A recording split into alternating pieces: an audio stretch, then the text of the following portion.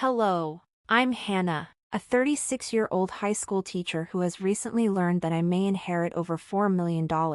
My family has already jumped into action with ambitious plans. My husband, Walter, who is 3 years older than I am, excitedly announced that he has quit his job to start a business with the anticipated inheritance. Meanwhile, my mother-in-law is blissfully overseeing the construction of a duplex where we could all live together, complete with her dream kitchen. Amid this whirlwind of plans, I find myself trying to step in. Hold on, I haven't received any inheritance yet. Why are you both quitting jobs and building houses? But their enthusiasm is relentless. My father-in-law even suggests a celebratory trip to Florida. In the chaos of it all, despite my rising frustration, I feel utterly powerless. The idea of my family spending my potential inheritance without my consent deeply unsettles me.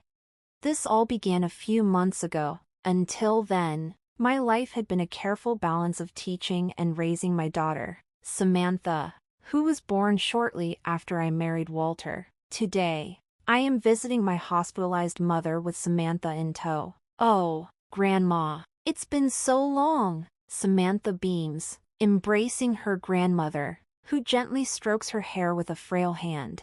As I enter the room, I notice a mysterious middle-aged man in glasses leaving. My mother, her soft blue eyes sparkling, assures me that everything is fine.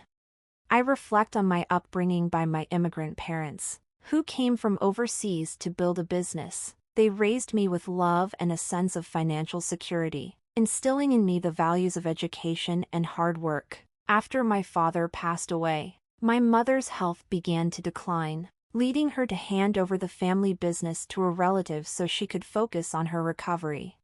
"Is there anything you need, Mom?" I ask during one of our visits. Her response warms my heart. "Just having you and Samantha here is more than enough." Samantha eagerly chats with her about school and the latest book she's read, and I can't help but feel proud. Despite my busy schedule, she is a bright, honest child who is navigating her formative years beautifully. When we return home, Walter greets us with curiosity. "How's my mother-in-law doing?" After I update him, he shares insights from a seminar he attended about starting a side business. Walter is eager to boost our income, perhaps due to his dissatisfaction with his current job, which, while stable, isn't particularly fulfilling. His drive for financial gain, a trait that might come from his parents, can sometimes feel overwhelming. Walter's parents have always had a knack for penny pinching, often awkwardly asking for money during visits, which has strained our relationship. They rarely spoil Samantha, not even with Christmas gifts, but thankfully, they live far enough away to limit our interactions. Despite these tensions, our home life remains stable. Walter helps with household chores, and I cherish the time we spend together, building a peaceful life with Samantha. But then a sudden call from the hospital turned everything upside down. My mother's condition had taken a sharp turn for the worse, and our family was thrown into a frantic rush to be by her side. Her breaths came in shallow gasps, and her voice was barely a whisper as she spoke her last words to me. "Hannah, I always wanted you to be happy. Cherish Samantha more than anything. I love you." Those heartfelt words were the last I would ever hear from her. My mother had devoted her life to raising me alongside my father, and she shared a special bond with my daughter, Samantha. At her funeral, her face looked serene, but all I could do was weep, feeling the weight of our loss alongside Samantha, who was equally heartbroken. Not long after her passing, a mysterious envelope arrived at our home, marked with the seal of a law firm. Confused, I opened it to find a document revealing that I was the sole beneficiary of my mother's will, a topic we had never discussed. With the document in hand, I made the decision to visit the law firm myself. "Hello, I'm the attorney," said Roy, a middle-aged gentleman with glasses who greeted me at the firm. I recognized him from the hospital. "You were in my mother's hospital room," I remarked, recalling his face. "Yes. We met there," he replied. From that moment on, Your mother entrusted me with her affairs. His kind demeanor nearly brought me to tears again. Then he revealed something astonishing. Your mother left you an inheritance of $6 million. When your father passed away, you waived your right to any inheritance so your mother could receive it all after taxes. This is the amount you now inherit. I was utterly stunned. My parents had been well off, but I never imagined the extent of their wealth. After marrying Walter, I had avoided discussing money or inheritance, believing it brought bad luck. Yet here I stood, grappling with the enormity of this final act of love from my mother. Your mother cared for you deeply, Roy said gently. She instructed me to assist you in any way you need. Please don't hesitate to reach out. I expressed my gratitude repeatedly as I left the office, feeling a complex mix of sorrow and appreciation.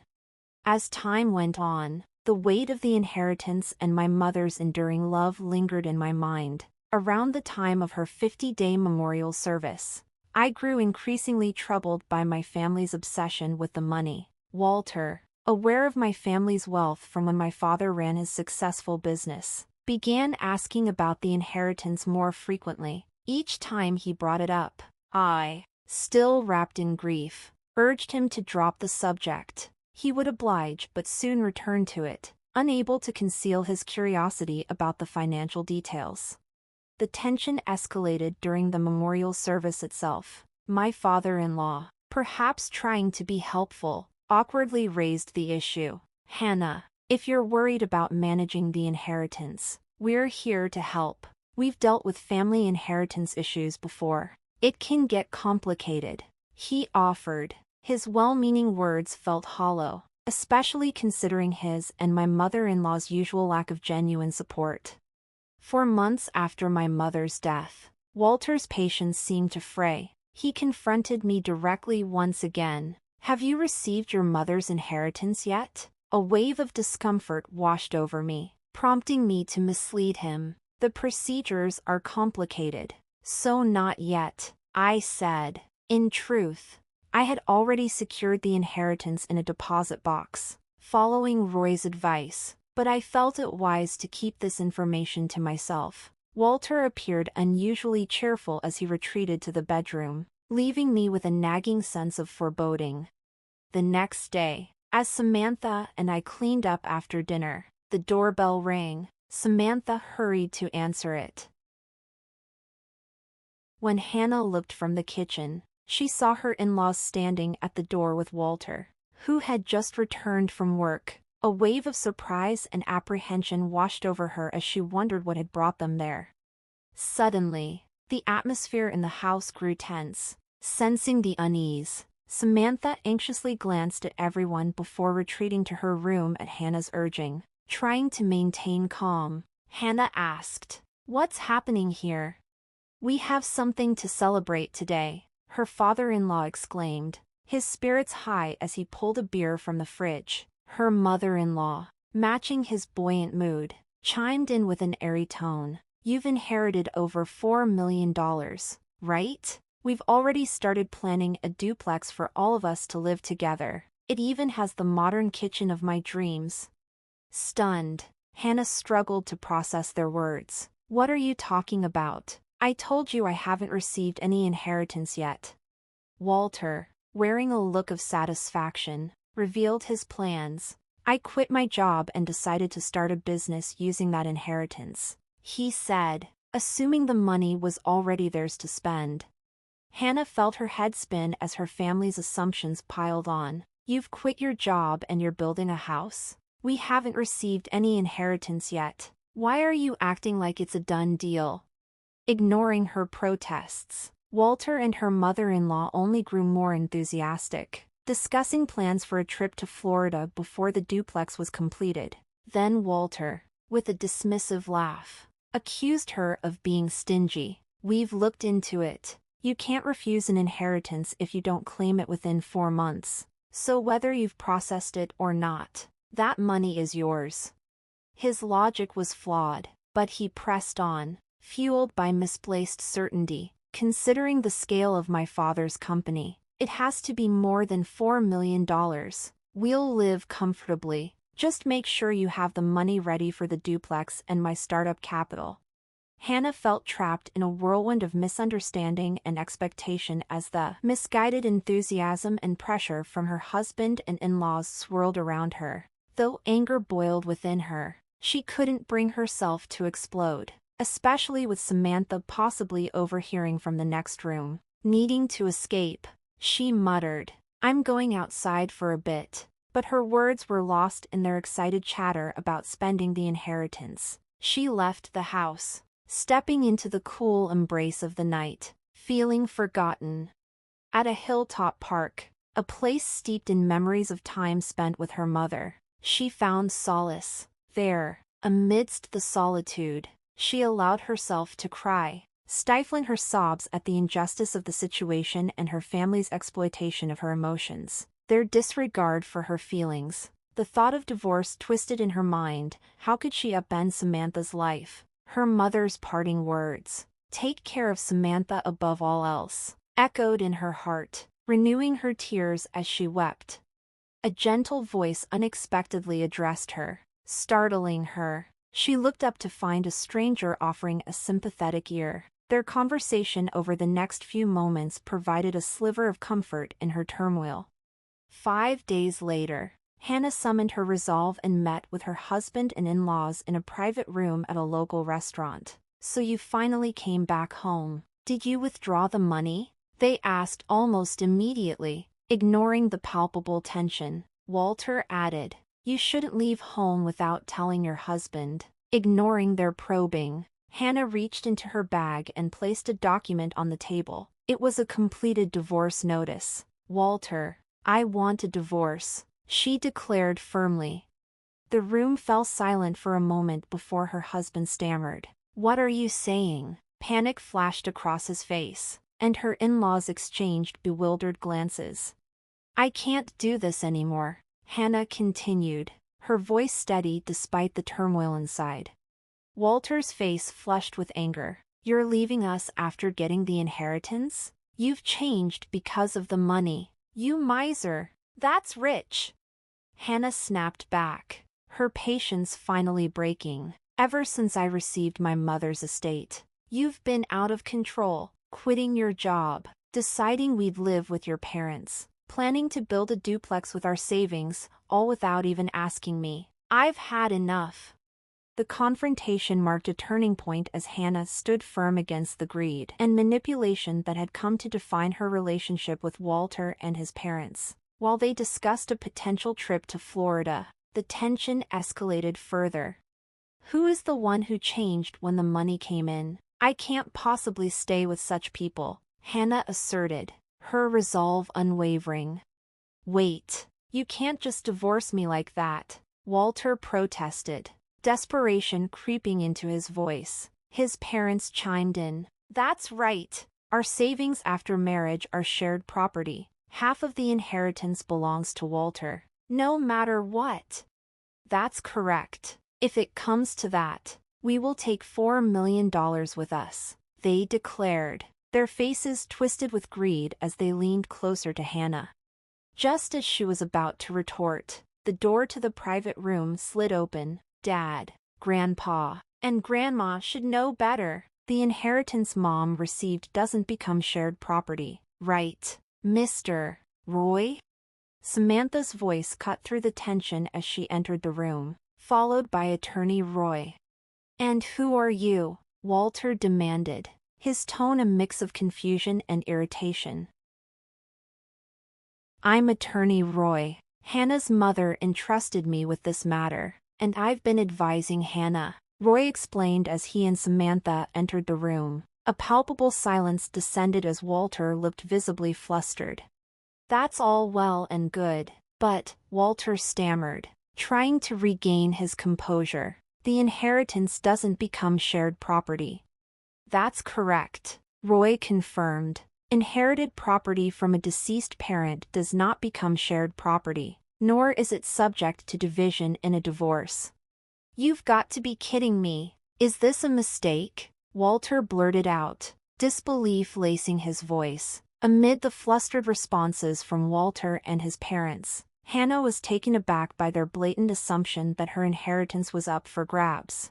In that case, it's even more reason not to divorce. I'll cling to you no matter what, Walter exclaimed, his eyes bloodshot with desperation.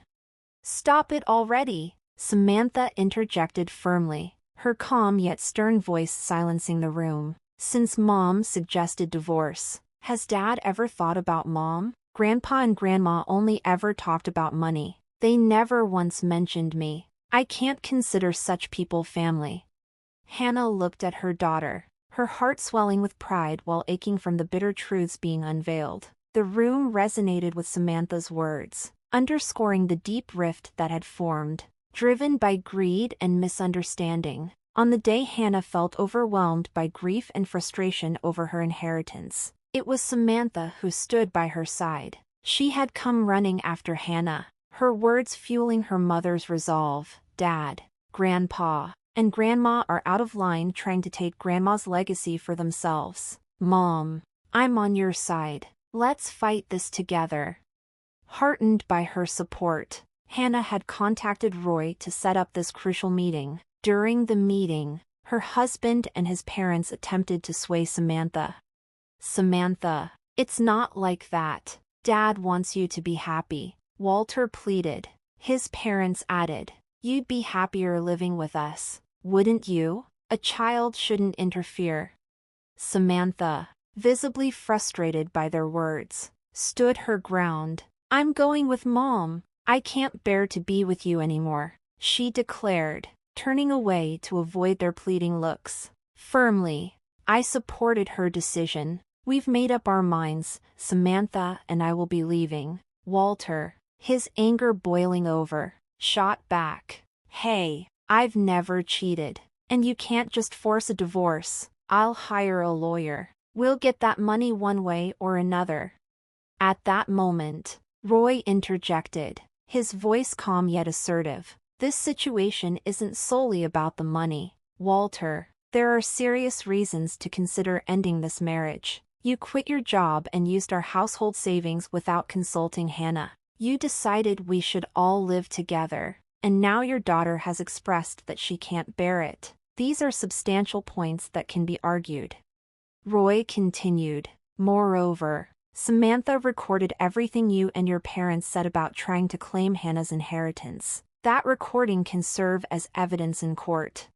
Hearing this, Walter visibly deflated, his bravado slipping away, while Hannah's in-laws turned pale, realizing the weight of the situation. The tension in the room crystallized their path forward, bolstered by the unwavering support between Samantha and Hannah, along with Roy's competent guidance. A year after that turbulent meeting in the restaurant, thanks to diligent legal efforts, Hannah's divorce from Walter was finalized. She and Samantha moved into the house where Hannah's mother had lived, hopeful for a fresh start. However, their peace was occasionally disrupted by letters from Walter, professing his love and pleading for their return. More troubling were the times they spotted him lingering near Samantha's school, prompting them to seek legal assistance once more. This time, they obtained a restraining order to ensure their safety.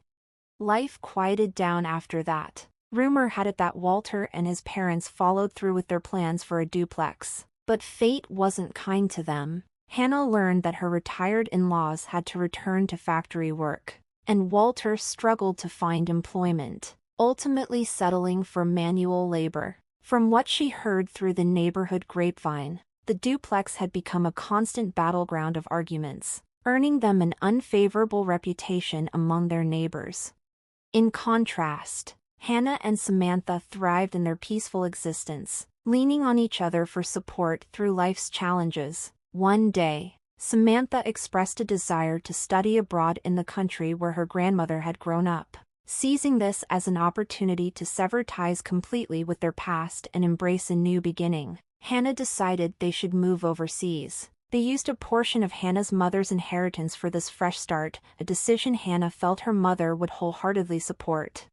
Now, Samantha is flourishing in her new school, and Hannah has resumed her teaching career abroad. Each day feels like a step forward in their journey toward lasting peace. They hope to continue enjoying these serene days, far removed from the chaos that once consumed their lives.